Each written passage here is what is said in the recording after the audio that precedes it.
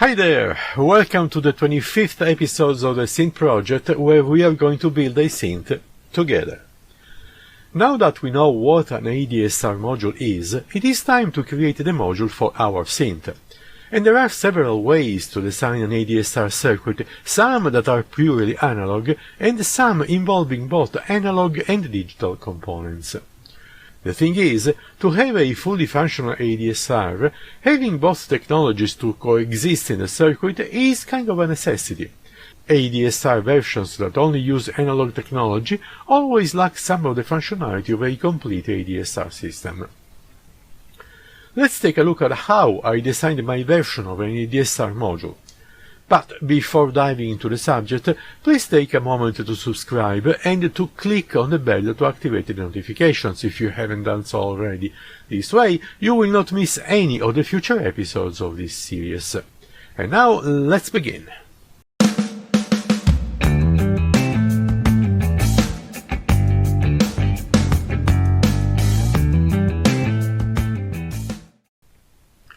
During my research for deciding on a good solution, I found an old hybrid chip, the CEM3310.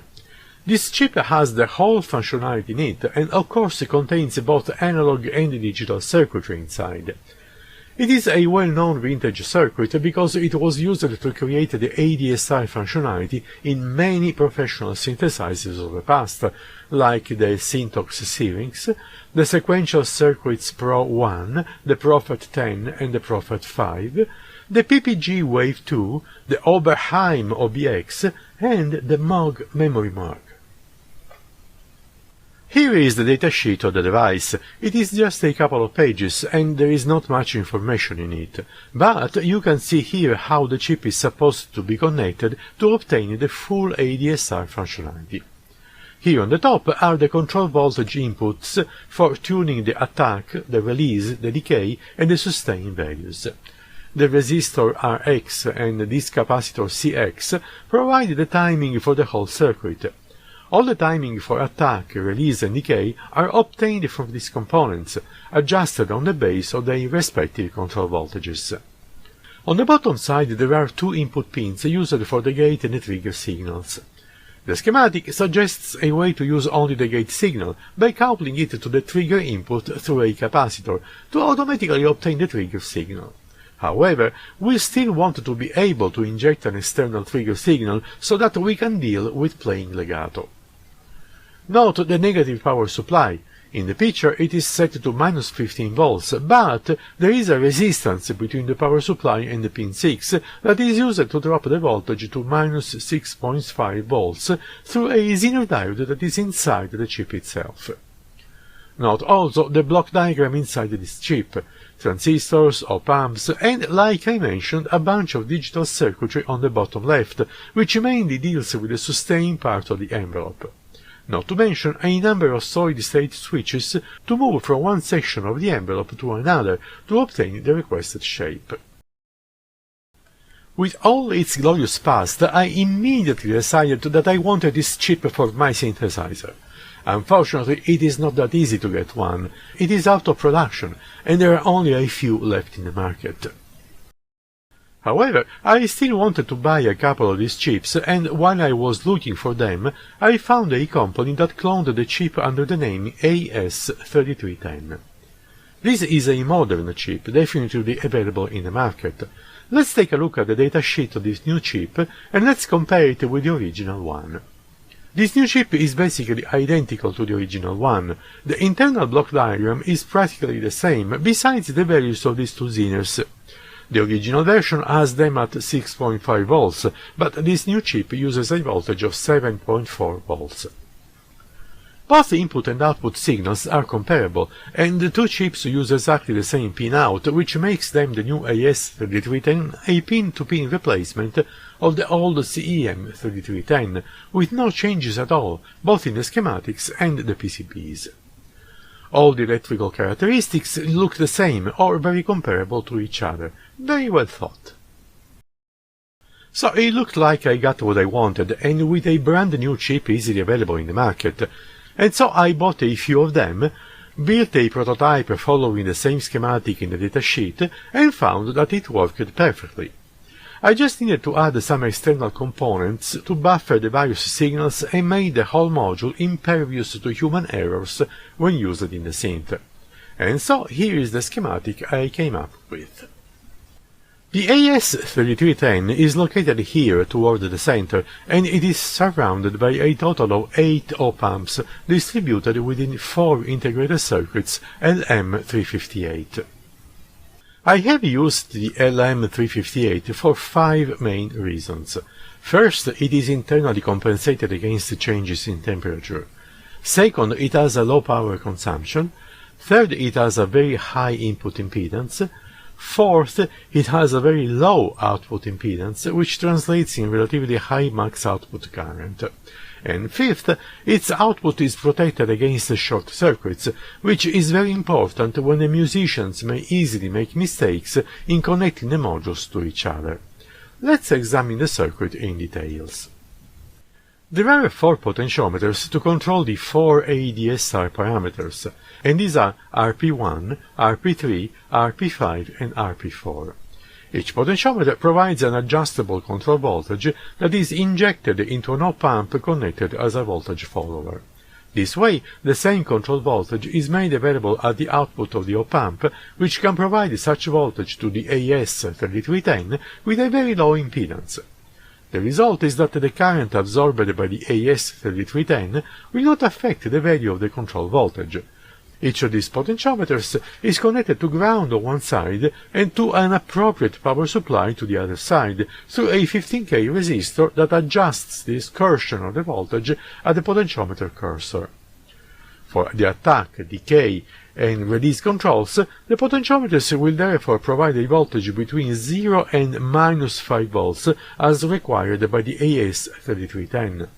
For the sustain, instead, the potentiometer will provide a voltage between 0 and +5 volts. There is also a 5th potentiometer named RP2 that controls what is called the peak of the envelope, or in other words, the maximum value of the attack, which affects the overall amplitude of the whole envelope. You can think of it as a kind of overall volume control for the envelope. This potentiometer takes the output of the AS3310, attenuates it according to the position of its cursor, and sends it to yet another op-amp, which adjusts the maximum output voltage to a maximum range from 0 to about +10 volts, as required for the control voltages of the synth. The 2 inputs for the gate and the trigger signals are adjusted in amplitude by a couple of resistors, R13 and R25 for the gate signal, and R19 and R26 for the trigger signal. The resulting voltages go in 2 separate comparators made with op-amps U4.1 and U4.2. This is done to filter out any possible noise coming along with these signals, like we have seen already in the LFO schematic. Diodes D2 and D3 floor the output signals to about 0.6 volts. These 2 signals go toward the corresponding inputs of the AS3310 as required by the chip specs.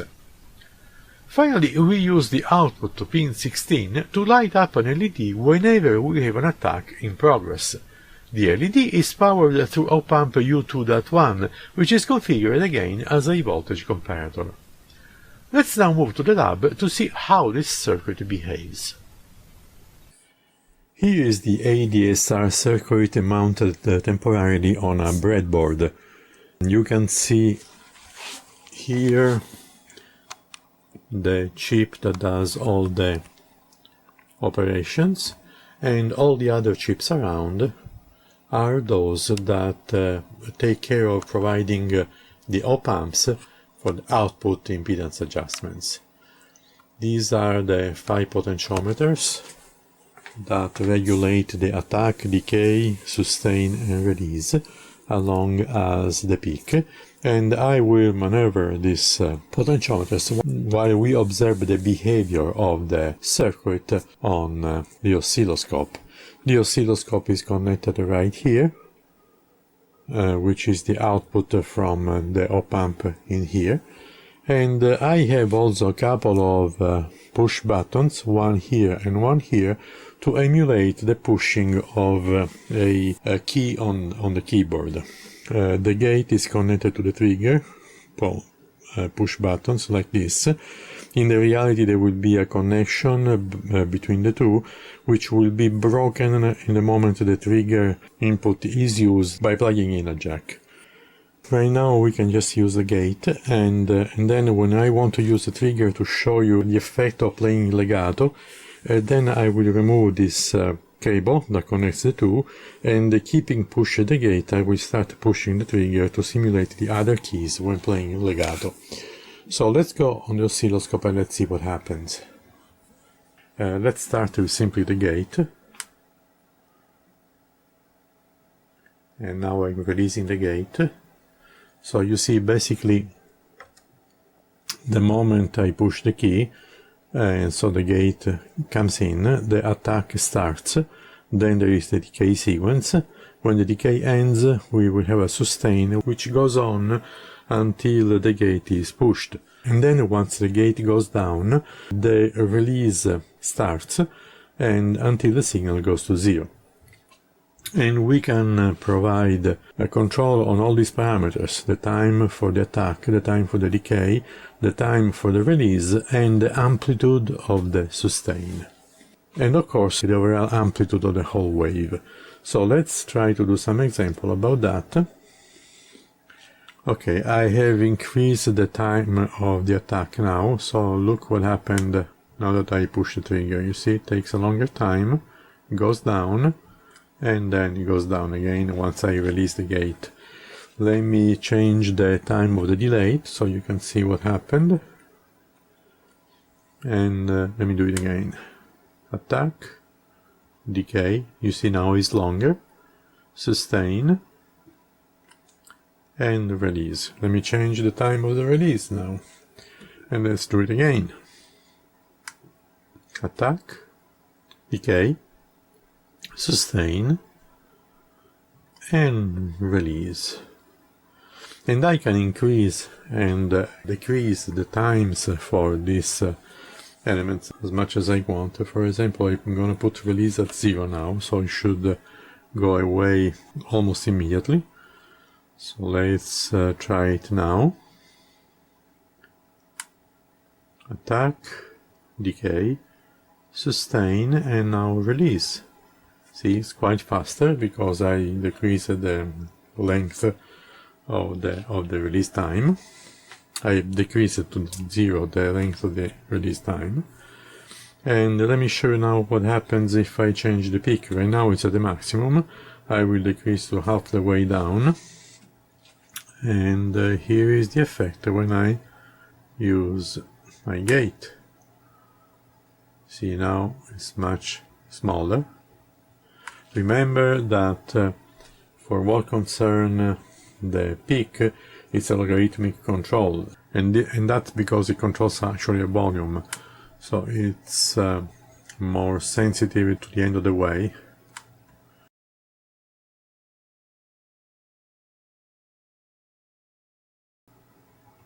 Again, let me bring the peak to the maximum again.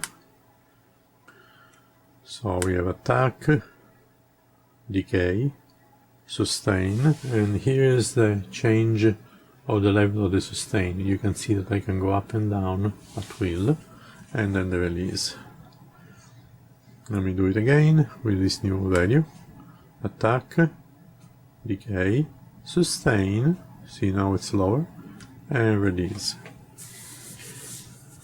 So let's now disconnect the cable between the gate and the trigger so we can use the two independently from each other.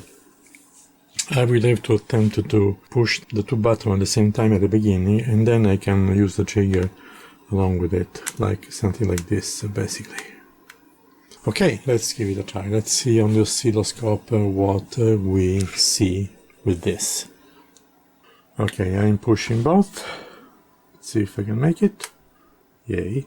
Okay, so now there is the sustain, and if I use the trigger again, you see, the attack starts again at every trigger. even if we are still in the sustain part. Every time there is a trigger, we have a new attack, a new decay, and then we go back into sustain. And we can keep doing this continuously, even faster. See? I can do it very fast. And this basically is the equivalent of the legato play. Now I am releasing the gate, and so we should have the release part of the signal. And there it is. With the schematic ready and the prototype tested, I will now order the PCB to build the final version of the envelope generator. As soon as it arrives, I will build the actual synth module and install it. And of course, you will see all that being done in the next video of this series, along with a few experiments on the synth itself. So don't forget to subscribe and activate the notifications to avoid missing future episodes. I'll see you soon in the next video, and as usual, happy experiments!